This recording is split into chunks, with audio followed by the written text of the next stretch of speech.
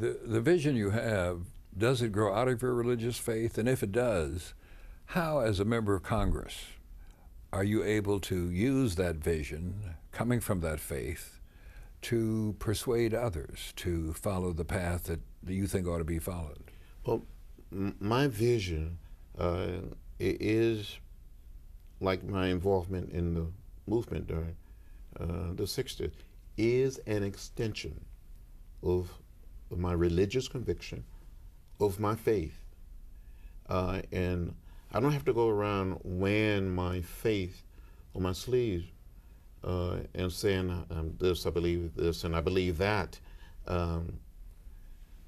But if you believe in the idea of a beloved community, of a good society, of a society at peace with itself, where there's justice and fairness,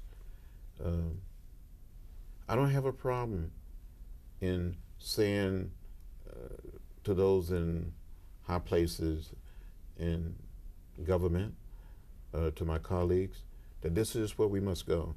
We must end hunger.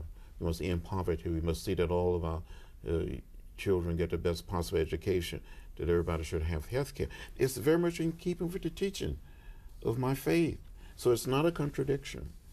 No, but I'm sure many of your colleagues would argue they are just as religious as you are, that they believe deeply as you do, yet they believe this and you believe that. How do you balance this contradiction? Well, I was said to them, if you believe that, if you're really going to be true to your faith, you got to stand up and be prepared to vote this way.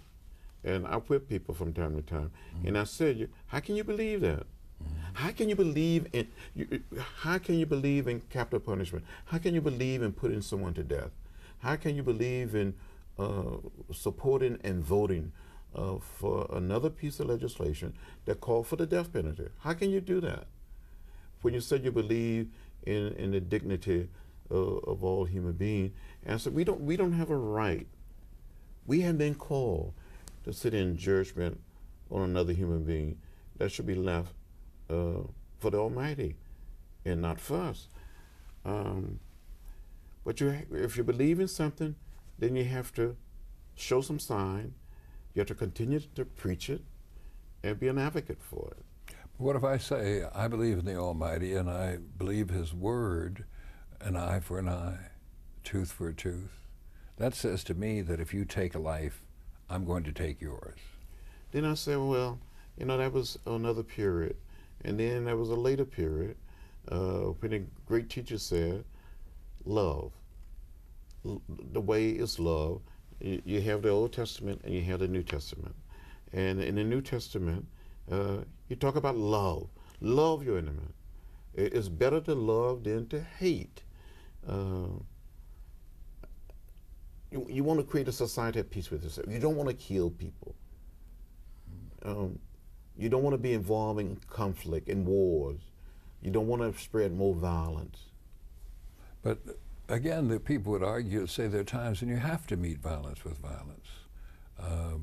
Germany attacks its neighbors, threatens to attack us, so we've got to attack them. Osama bin Laden bombs New York City and Washington. We've got to answer in kind.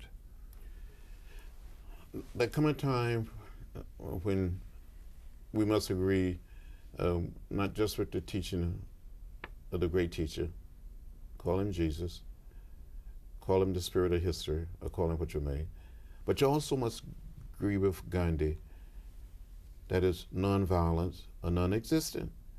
And then Martin Luther King Jr. put it another way.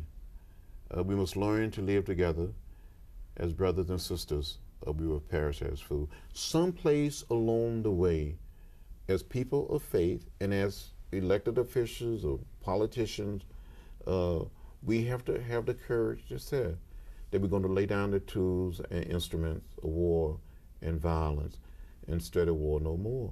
And is it possible? Is it possible? We have to raise the question. In a theological sense, in a philosophical or political sense, can humankind emerge to a level